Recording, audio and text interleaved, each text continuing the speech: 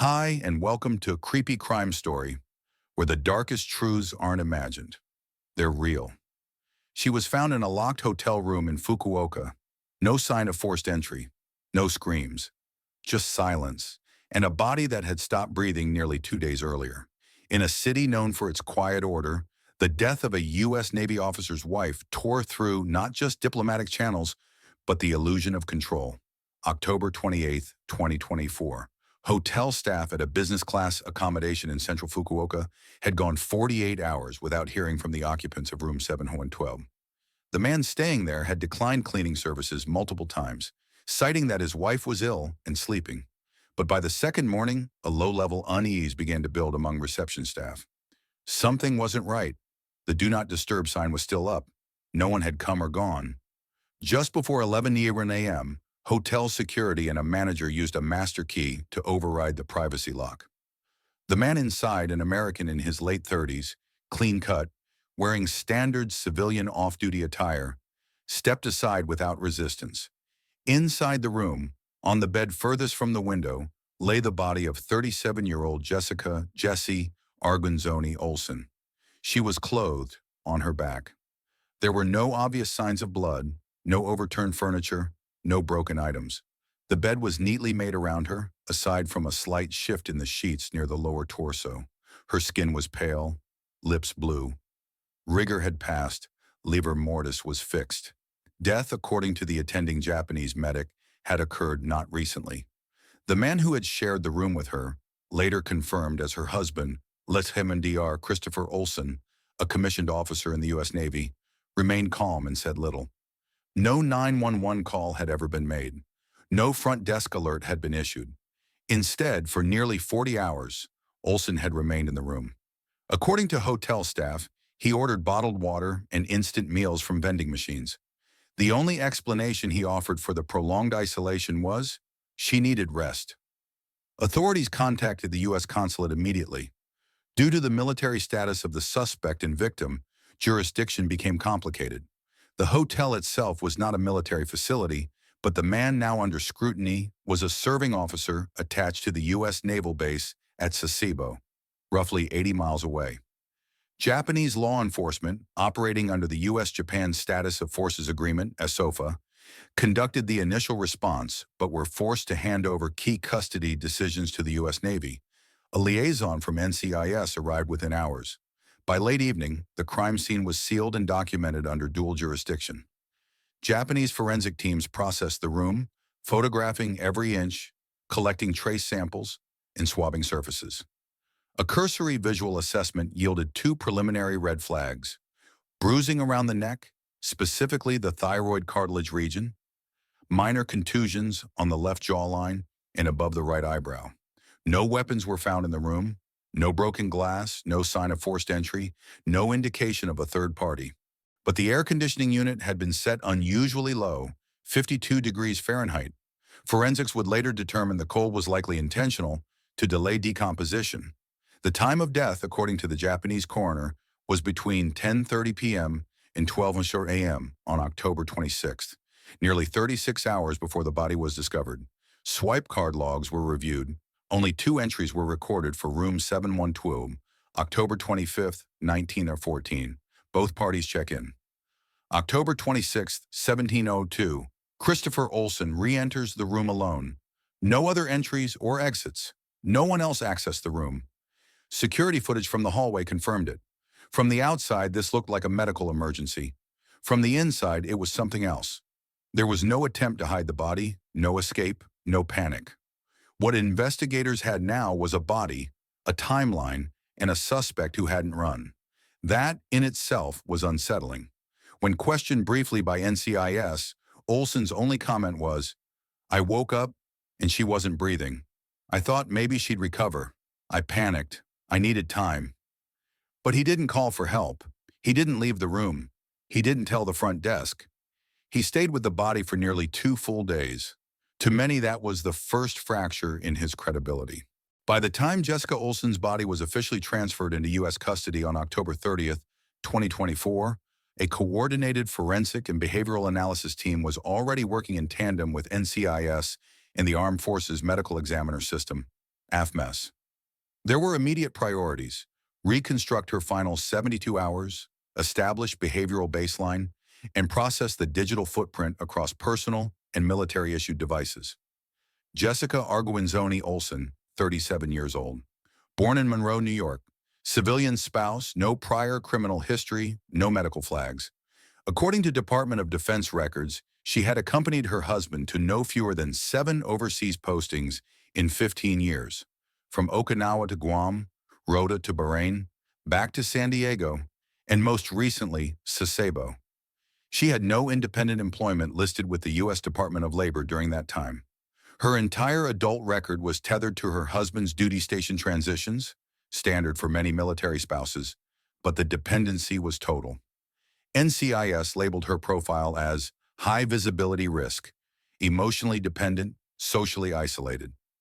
The forensic audit of her devices began on November 2nd at Quantico. Her iPhone was intact. Her Apple Watch had gone offline at 10:47 p.m. JST on October 26th, correlating precisely with Japanese coroner estimates. A download of health app data showed a 38-minute period of elevated heart rate from 10:05 to 10:43 p.m., followed by a flatline. During that same window, no outgoing texts, calls, or alerts were made. No emergency SOS was triggered. The final outgoing text, unsent and autosaved in notes, read, "I'm not okay, but I'm too tired to fight it this time." Her phone had remained connected to the hotel's Wi-Fi throughout the stay. Browser history showed repeated searches for U.S. Consulate Fukuoka, divorce process overseas, and a bookmark page from Military One Source on how to report emotional abuse in dual military households.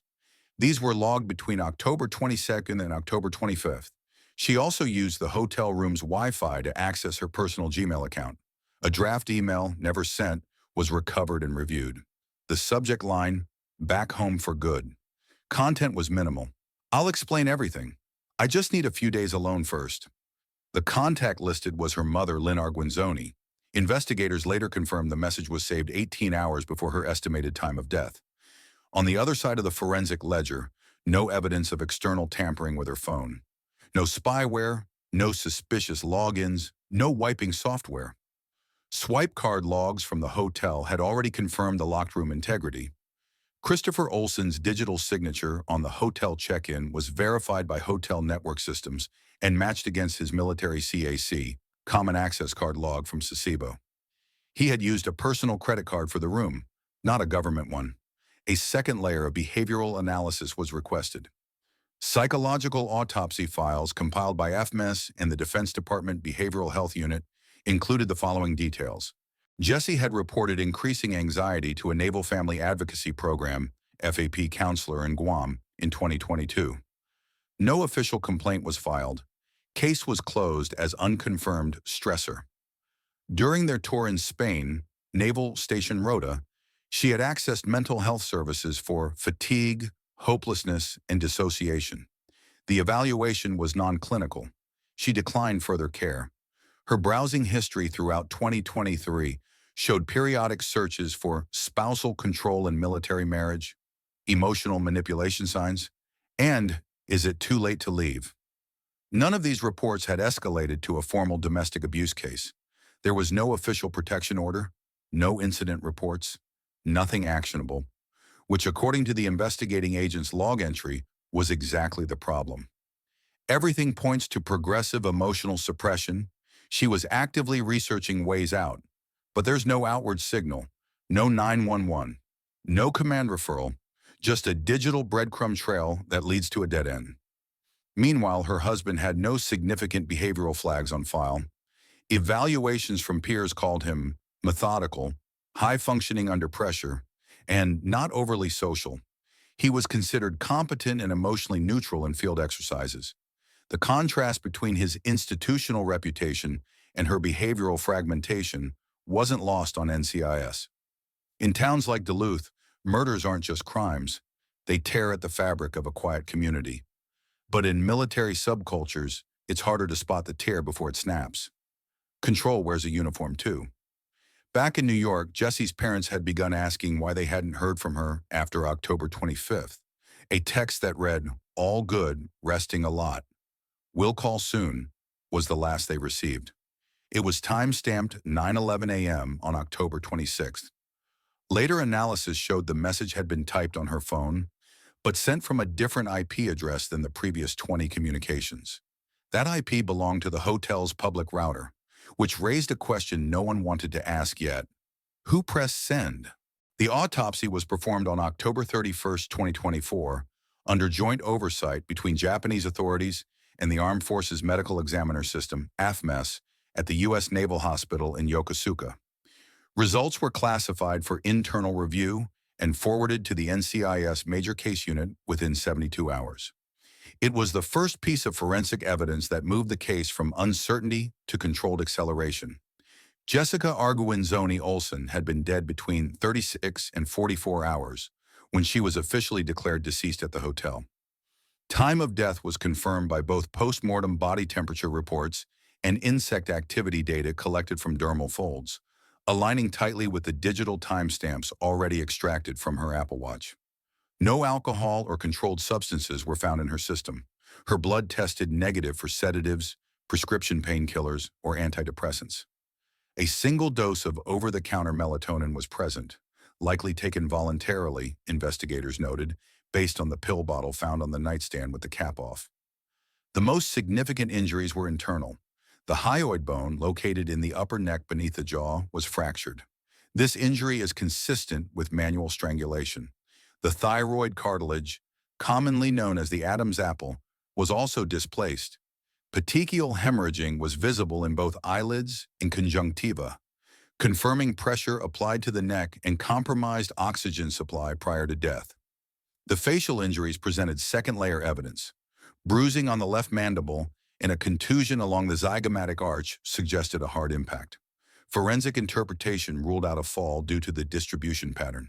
The injury suggested a blow with a flat object or surface, applied at close proximity with significant force. Her fingernails had minor fractures, but no biological material. Blood or skin cells was discovered beneath them. AFMES analysts interpreted this as passive trauma, not defensive. No DNA under the nails, no scratches, no clear resistance. Her ribs were intact. No signs of blunt force to the torso, no internal organ damage, no evidence of sexual assault. Lividity was fixed on her back, confirming she remained supine for the entire post-mortem interval. Her clothing was undisturbed. No evidence suggested she had been repositioned. No smudged prints on her arms or wrists. No ligature marks. Environmental factors added a final layer. Room 712's temperature at the time of discovery was recorded at 50 degrees. Investigators determined that the hotel's wall-mounted AC unit had been manually set to its lowest non-freezing setting and left running continuously. Japanese forensic technicians cross-checked the unit's internal diagnostics. It had been lowered at precisely 10:49 p.m. on October 26th, according to system logs. That detail was not public. No one outside of forensic techs and NCIS agents would have had reason to access that data. And yet it became a critical timestamp that anchored the moment someone took a deliberate step to slow decomposition. There was no ice on the body, no preservation method beyond temperature. Forensic protocol dictated a comparative temperature analysis of the bedding layers. Between the body and the mattress was a thermal drop consistent with 36 hours in cold ambient conditions. Jessica had not been moved. No second position of lividity. No post-death manipulation. In short, she died where she lay.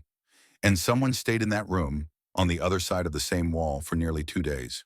The room key access logs, as stated in the initial scene report, showed no entries or exits between 5:01 p.m. on October 26th and the time hotel staff entered on October 28th.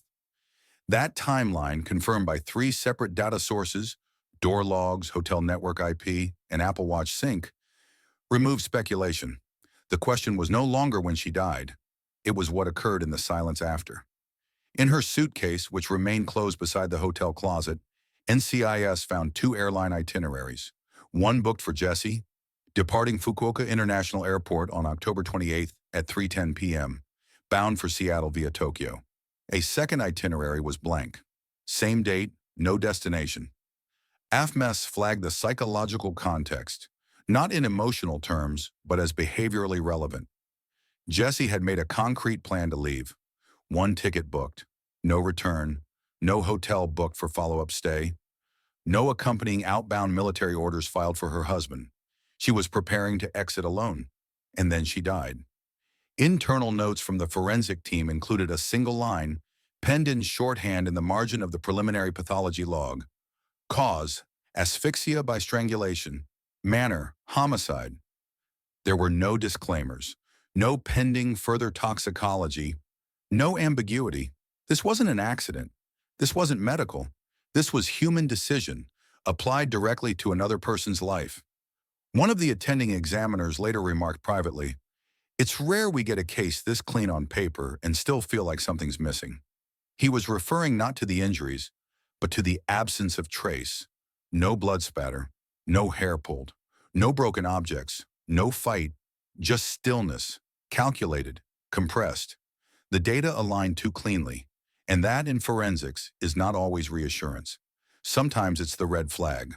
The turning point came on January 3rd, 2025. 67 days after Jessica Arguinzoni Olsen's death, the United States Navy issued formal orders to place Lieutenant CMDR Christopher Olsen under military restriction and limited liberty status, pending legal investigation under the Uniform Code of Military Justice, UCMJ. He was transferred to Marine Corps Air Station Miramar in San Diego and housed in the pretrial confinement facility designated for officer-level detainees.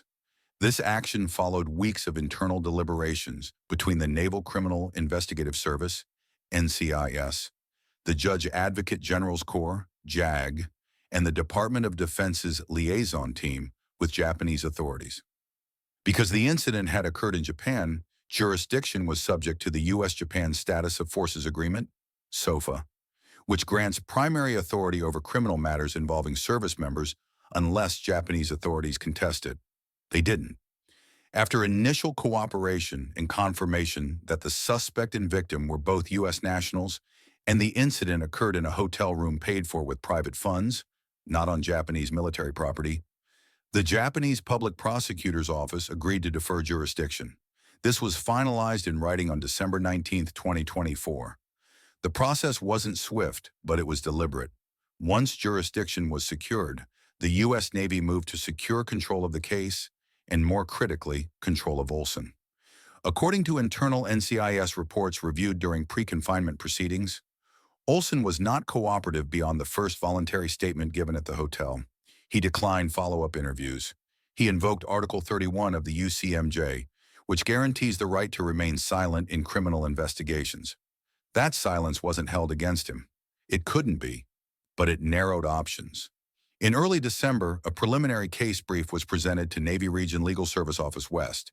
It included autopsy results confirming homicide by strangulation, swipe card data confirming room access exclusively by Olsen, digital metadata showing no other entries into the room during the 40-hour postmortem interval, IP log analysis from Jessica's phone showing a posthumous message sent through the hotel Wi-Fi system, 2 airline tickets found in her luggage, only one with a destination, the chain of custody for all evidence, from physical samples, digital devices, to the autopsy report, was validated through independent tracking logs.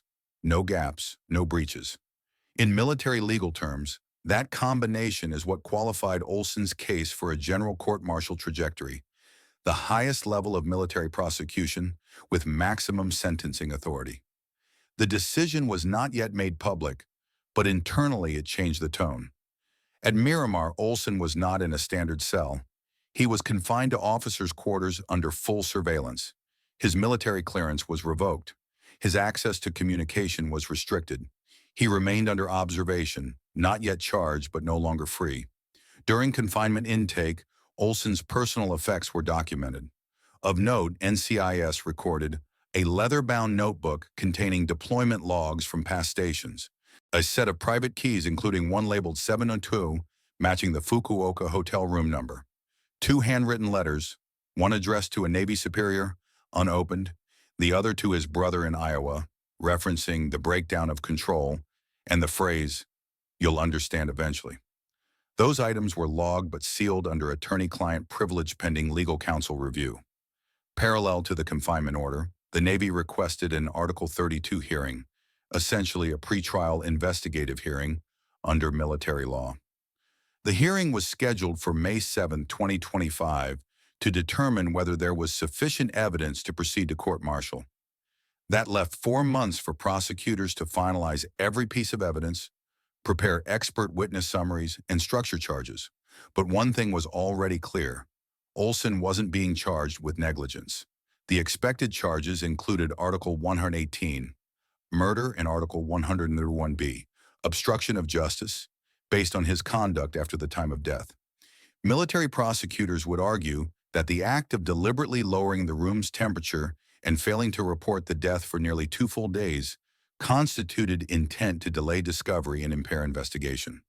They would also argue that the forensic data, health app vitals, environmental readings, and door access logs eliminated the possibility of third-party interference. The defense, as of January, had not submitted a response.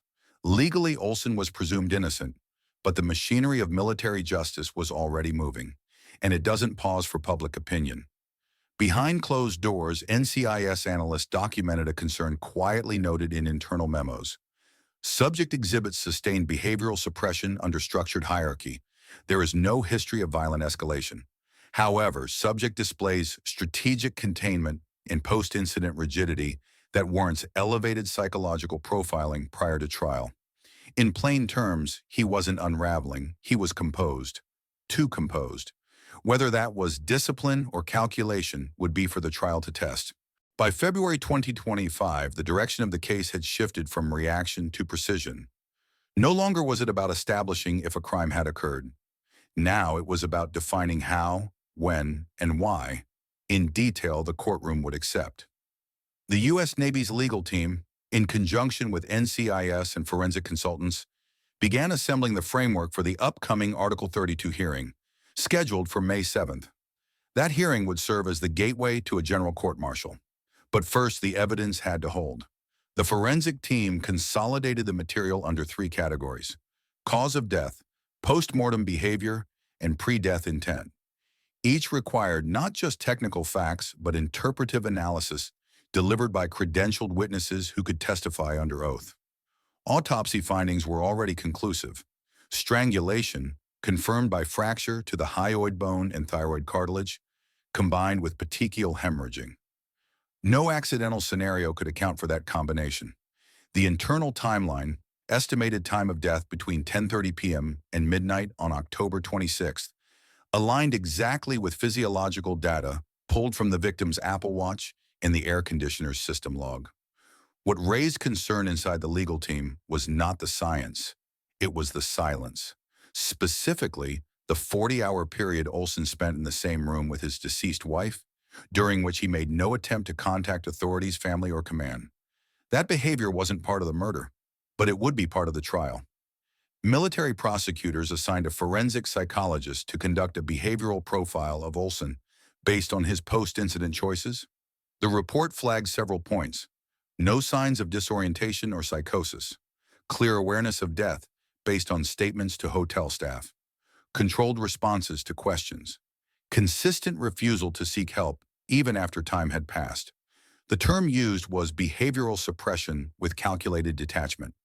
At the same time, prosecutors reviewed Jessica's digital communications. The unsent messages and search history from the days leading up to her death supported a narrative of quiet desperation. She had made plans to leave. She had written a message to her mother but never sent it.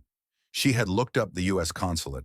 The timeline showed her preparing for departure, while forensic evidence showed she never got the chance. This convergence of forensic proof, environmental data, and digital intent formed the structure of the case. Military Defense Counsel, on the other side, remained non-committal. They submitted no motion to dismiss and provided no counter-expert reports by the February deadline.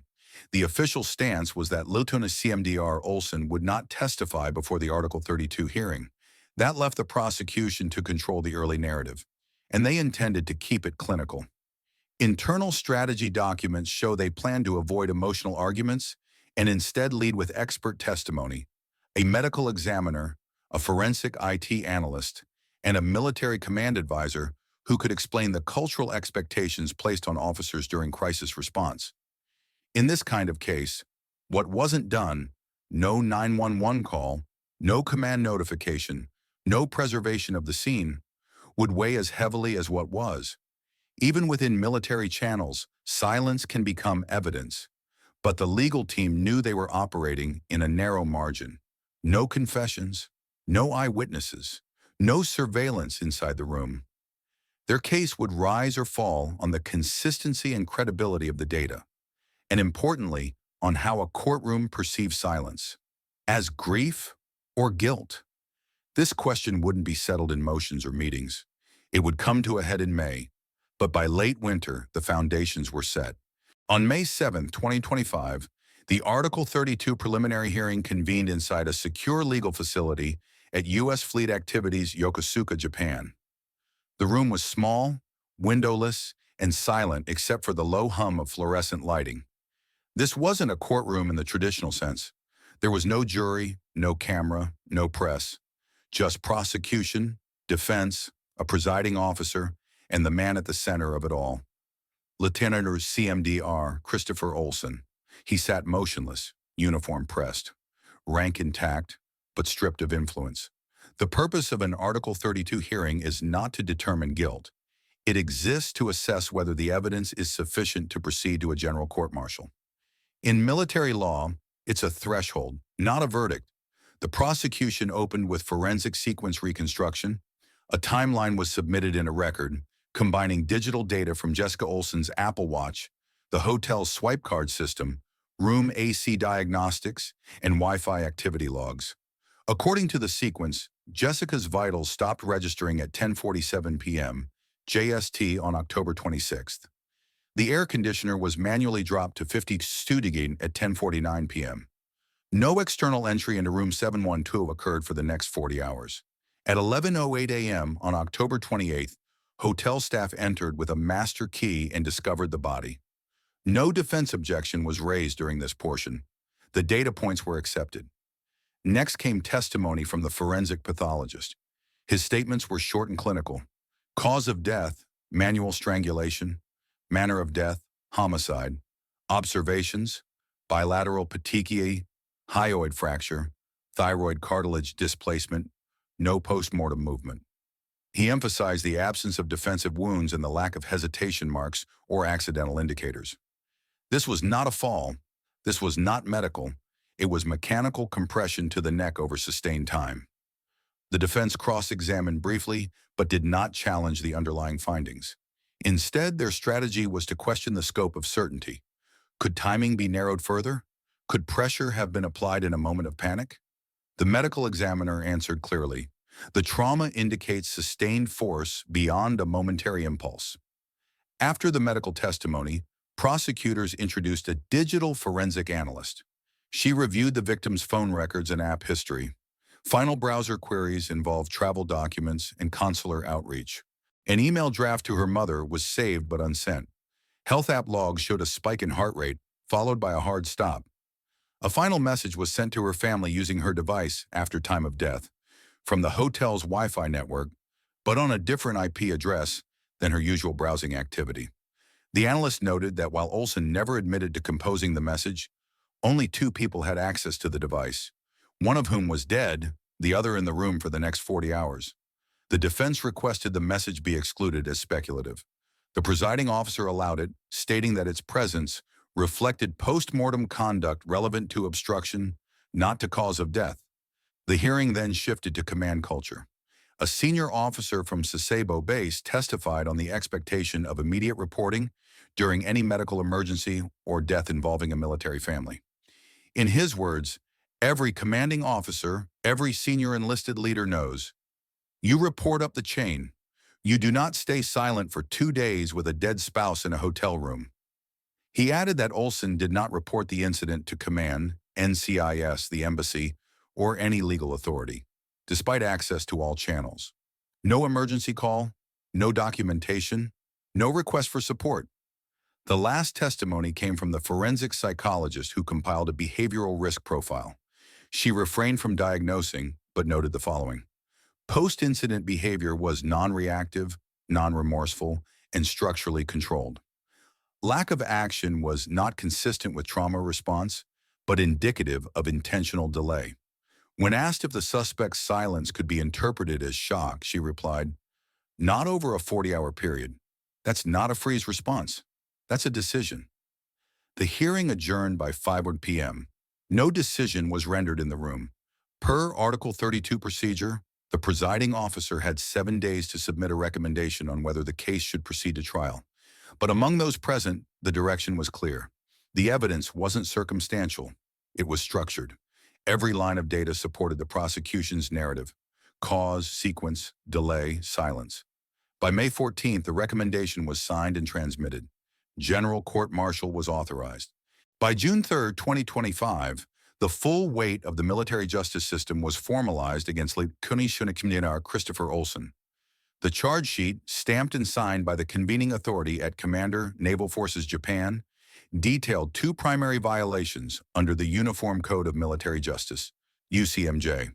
Article 118, Murder Article.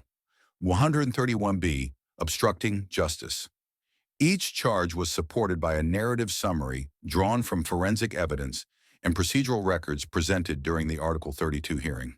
The charge under Article 118 alleged that Olson, with intent and without lawful justification, caused the death of Jessica Arguinzoni Olson by means of manual strangulation at or near Fukuoka, Japan, on or about October 26, 2024. The charge under Article 131B specified that following the act, Olson knowingly engaged in concealment of the death by failing to notify law enforcement or command, delaying discovery for a period of not less than 40 hours, and interfering with the integrity of the death scene. At this stage, the prosecution's strategy remained consistent. No emotional appeals, no dramatic speculation, only structured evidence and verified data. The case they would present before a military panel needed to meet the highest standards of factual consistency.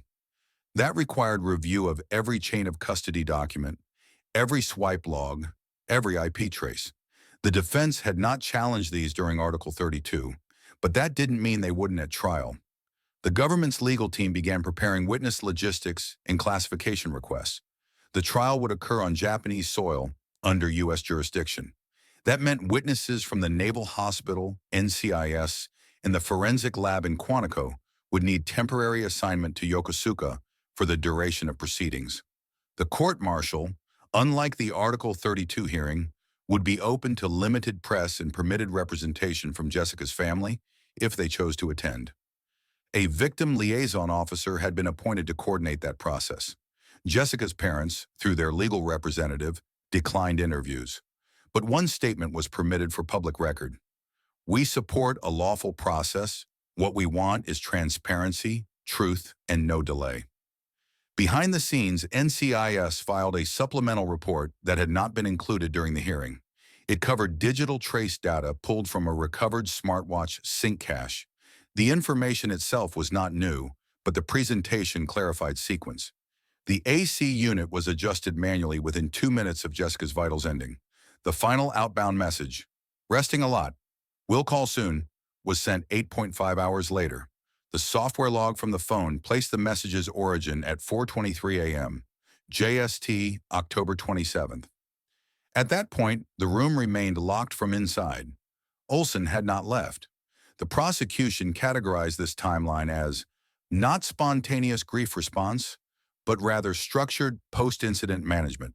It aligned with the obstruction charge, not just for the delay in reporting, but for an active attempt to mislead family members regarding the victim's condition. Military prosecutors requested that both charges proceed without bifurcation.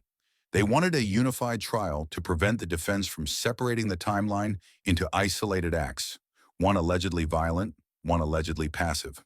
The defense filed no new pretrial motions, but requested a mental health evaluation under Rule for Courts-Martial 706. The panel approved it. An independent forensic psychiatrist would assess whether Olson was, at the time of the incident, suffering from any psychological condition that impaired judgment or intent.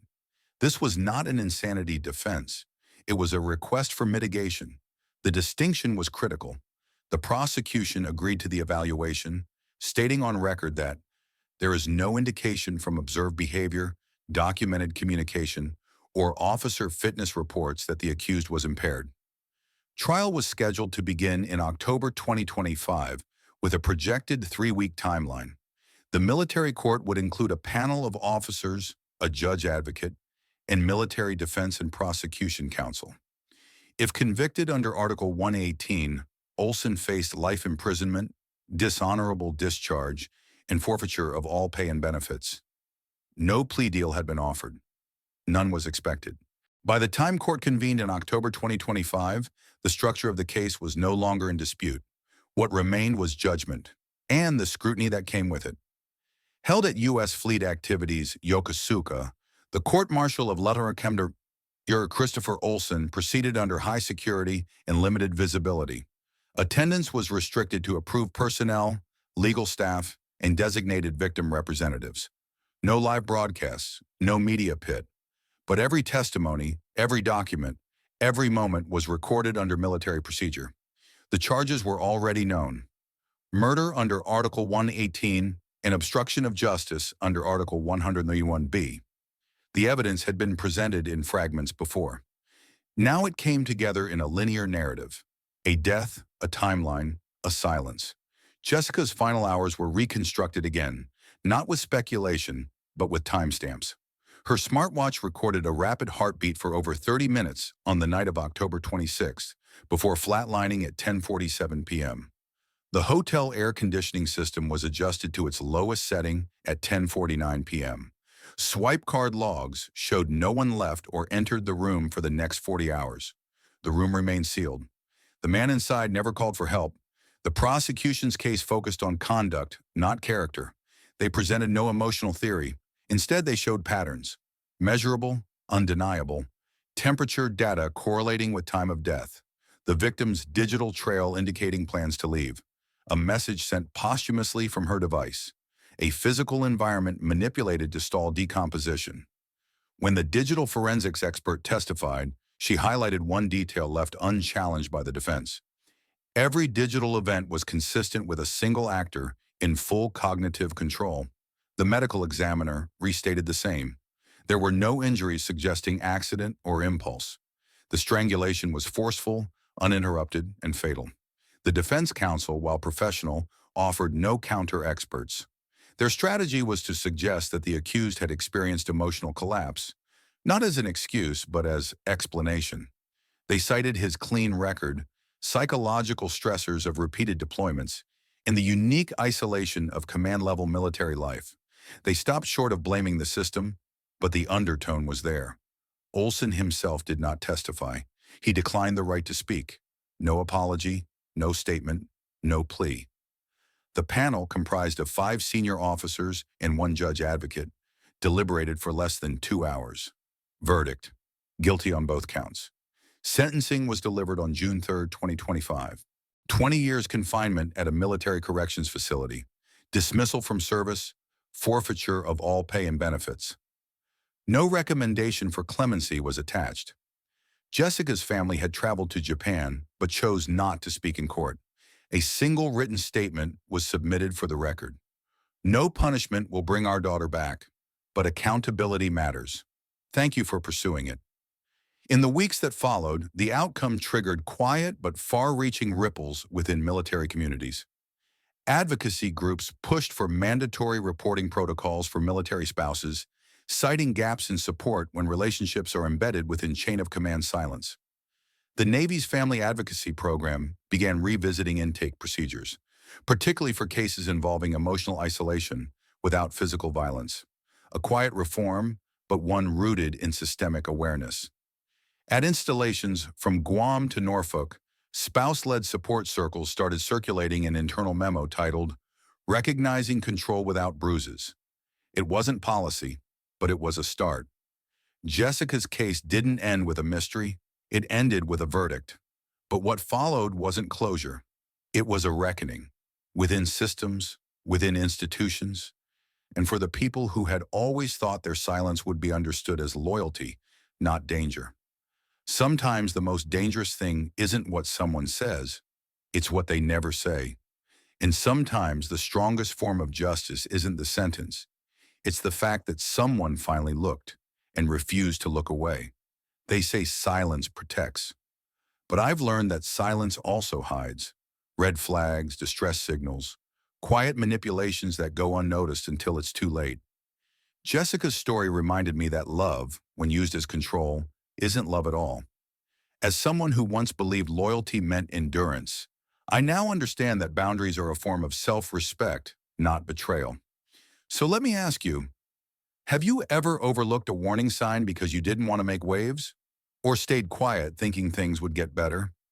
If this story moved you, share your thoughts in the comments. Where are you watching from?